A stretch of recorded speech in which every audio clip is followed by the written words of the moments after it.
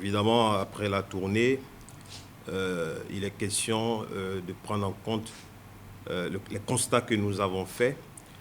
C'est pourquoi, en urgence, nous avons dû recourir aux dispositions de la loi numéro 2016-25 du 4 novembre 2016 portant organisation de la concurrence en République du Bénin, qui donne moyen et pouvoir au gouvernement, à travers le ministère de l'Industrie et du Commerce, de prendre des mesures temporaires pour contrer l'augmentation excessive des prix.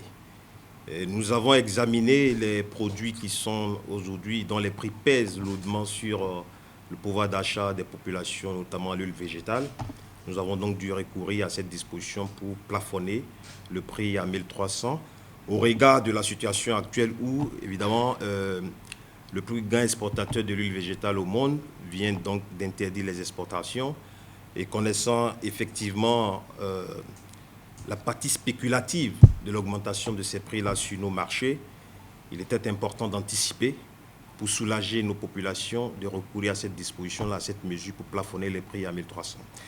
Alors je voudrais vous assurer que nous avons été dans une démarche, quand bien même il fallait parer au plus pressé, nous avons été dans une démarche inclusive, participative. Donc nous avons consulté, nous avons discuté avec tous les acteurs de la chaîne pour nous assurer, bien entendu, du prix qui permettrait non seulement de rendre le prix soutenable à nos populations, mais aussi de garantir l'approvisionnement régulier de notre marché. Parce qu'évidemment, dans la démarche, dans la logique de protéger nos consommateurs, il ne faut pas seulement regarder le prix, mais il faut aussi penser à la disponibilité du produit.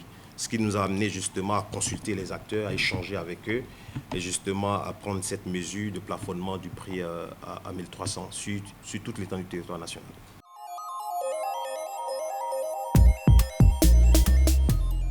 Alors je voudrais dire, il faut faire la part des choses. Le prix du ciment avait été encadré. Vous savez que les producteurs n'ont pas les mêmes prix sur le marché. Et nous avons pris des dispositions pour encadrer, pour justement éviter une fois de plus la spéculation qui est observée sur le marché. Cette fois-ci, c'est une disposition de la loi qui prévoit des sanctions. Voyez-vous, et nos équipes seront dépêchées sur le terrain et les contrevenants justement à cette disposition-là subiront les rigueurs de la loi.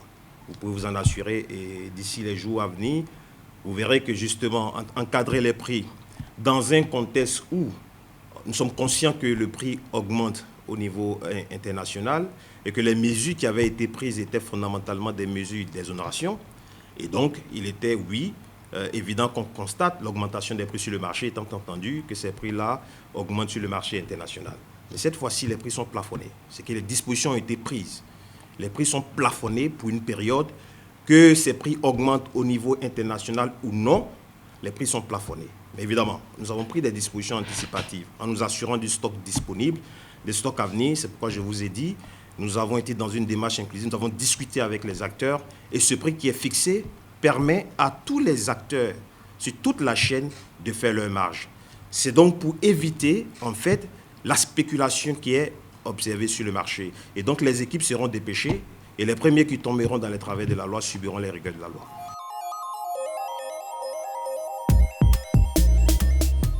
Le constat amer est que justement certains de nos concitoyens profitent de cette situation pour rendre les conditions de nos populations déjà difficiles, encore plus difficiles à travers la spéculation.